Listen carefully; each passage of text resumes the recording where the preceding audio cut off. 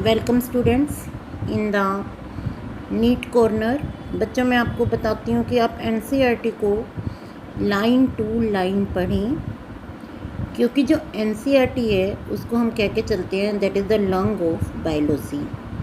मैं यहाँ आपसे कुछ क्वेश्चन डिस्कस कर रही हूँ जो आपको पता लगेगा कि अगर आप एनसीईआरटी अच्छे से पढ़ते हैं तो क्वेश्चन में कुछ भी नहीं है। मैं ऐसे क्वेश्चन डिस्कस कर रही हूँ जो हमारा +1 का सिलेबस हो चुका है। Which of following statement is incorrect. अब आपको मैं थोड़ा सा बताती हूँ, क्योंकि वायरस अभी तक हमने नहीं किया।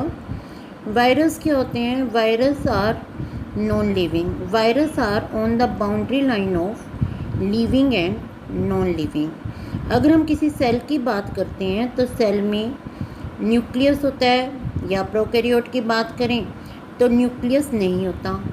तो अब ये न्यूक्लियस क्या होता है? आपने सेल ऑर्गेनेली में पढ़ा है, genetic material which is covered by an envelope.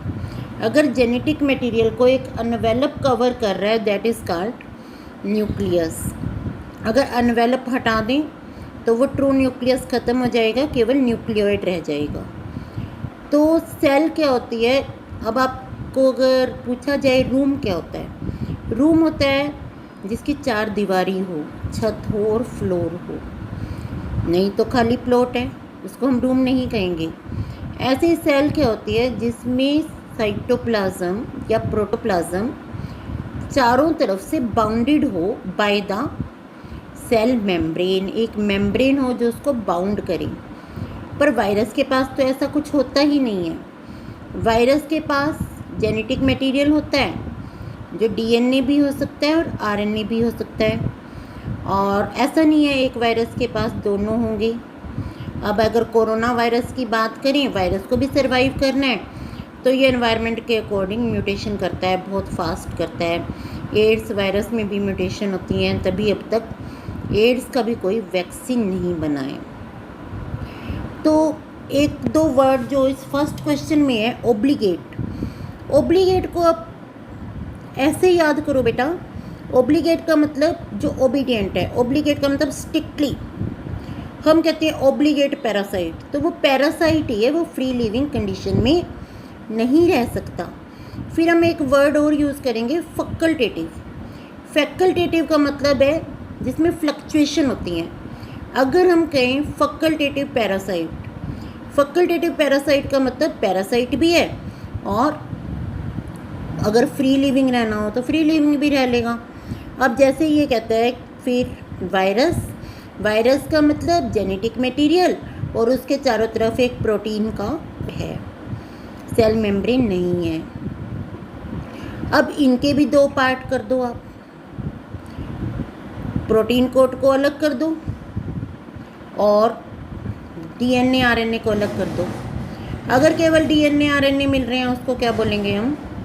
विरियोइड। और अगर केवल प्रोटीन कोट मिल रहा है, प्रायोन। अब यहाँ देखो, विरियोइड लेके protein coat, right. Virus are obligate parasite, right. Viroid लेके प्रोटीन कोट। विरियोइड क्या होता है? विरियोइड होता है जिसमें केवल आरएनए हो, और प्रायोन होता है जिसमें केवल प्रोटीन प्रेजेंट हो। Virus are obligate parasite. Obligate means very essential. Infective constituent in virus is protein coat, ये गलत है। इन्फेक्टिव इसमें हमेशा जेनेटिक मटेरियल मिलेगा। Prion consist of abnormally folded protein, ये राइट है। ये आपको एनसीईआरटी में ऐसा मिल जाएगा जब हम चैप्टर करेंगे। तो अगला क्वेश्चन मैंने इसलिए उठाया है क्योंकि हमने ये चैप्टर किया है, purines found both in DNA and RNA. अब आपको एकदम सोचना है, प्यूरिन में क्या आता है? Adenine and guanine. पायरिमिडिन में क्या आता है? वाई वाले, साइटोसिन, थाइमिन और 3rd यूरासिल। तो प्यूरिन तो डीएनए में भी वही होते हैं, आरएनए में भी वही होते हैं, एडेनिन एंड ग्वानिन। ये आपने पढ़ा है, देखो कितना इजी क्वेश्चन है। फिर ये आपने टेबल से पढ़ा है बायोमोलिक्यूल में। Which of the following glucose transport is insulin dependent? ग्लूट4 ही है हमारे सिलेबस में, बाकी हमारे सिलेबस में ही नहीं है। ग्लूट4 ग्लूकोज के लिए आता है ग्लूकोज ट्रांसपोर्ट प्रोटीन 4। इंसुलिन में ग्लूकोज ट्रांसपोर्ट करवाएगा इंसुलिन की प्रेजेंस में, ताकि ब्लड में ग्लूकोज का लेवल कम हो जाए और एक्स्ट्रा ग्लूकोज स्टोर हो जाए किस फॉर्म में, ग्लाइकोजन की फॉर्म में। एक क्वेश्चन और करेंगे जो हमने किया हुआ है, identify the cell whose secretion protect the lining of gastrointestinal tract from various enzyme. जैसे ही क्वेश्चन आप पढ़ते हो आपके दिमाग में आता है म्यूकस प्रोटेक्ट, और म्यूकस प्रोटेक्ट करती है, म्यूकस को सिक्रीट करता है गोबलेट सेल। जैसे दिमाग में गोबलेट सेल आया, ऑप्शन देखो गोबलेट सेल कहाँ है, सेकंड नंबर पे, तो ये हमारा आंसर ठीक हो गया है। तो इस ढंग से बेटा करने हैं। हम और भी क्वेश्चन डिस्कस करेंगे। ये तो मैंने 1-2 चैप्टर के क्वेश्चन डिस्कस किए हैं, ताकि अब आप करके देखोगे क्वेश्चन। मैं कुछ क्वेश्चन ऐसे दूंगी जो मैं नहीं बताऊंगी, आप आंसर बताएंगे। जब आपका बायोमोलिक्यूल तैयार हो जाएगा फिर आपको लगेगा क्वेश्चन है ही नहीं। एनसीईआरटी एक बार ढंग से पढ़ो, एक्स्ट्रा कहीं से नहीं आता, 99% एनसीईआरटी से आता है। जब एनसीईआरटी की लाइंस पढ़ो, मैं भी आपको वर्ड टू वर्ड पढ़ा रही हूँ, तो आप एक लाइन को, जो लाइनें सोचने वाली हैं, कुछ लाइनें तो जस्ट पैराग्राफ बनाने के लिए होती हैं, आप हर लाइन को 5 या 6 टाइप से सोच सकते हैं। जिसने पेपर सेट करना है वो भी ह्यूमन बीइंग है, उसकी भी क्रेनियल कैपेसिटी इतनी है जितनी हमारी है, इससे ज़्यादा नहीं सोच सकते।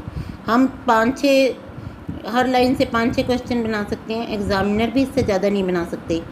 और ये ऐसा पेपर है जिसमें क्वेश्चन और आंसर दोनों आपके साथ हैं, केवल आपने सही आंसर पिकअप करना है।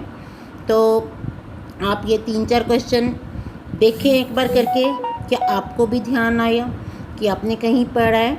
उसके बाद हम और क्वेश्चन पढ़ेंगे। तो आज के लिए इतना ही।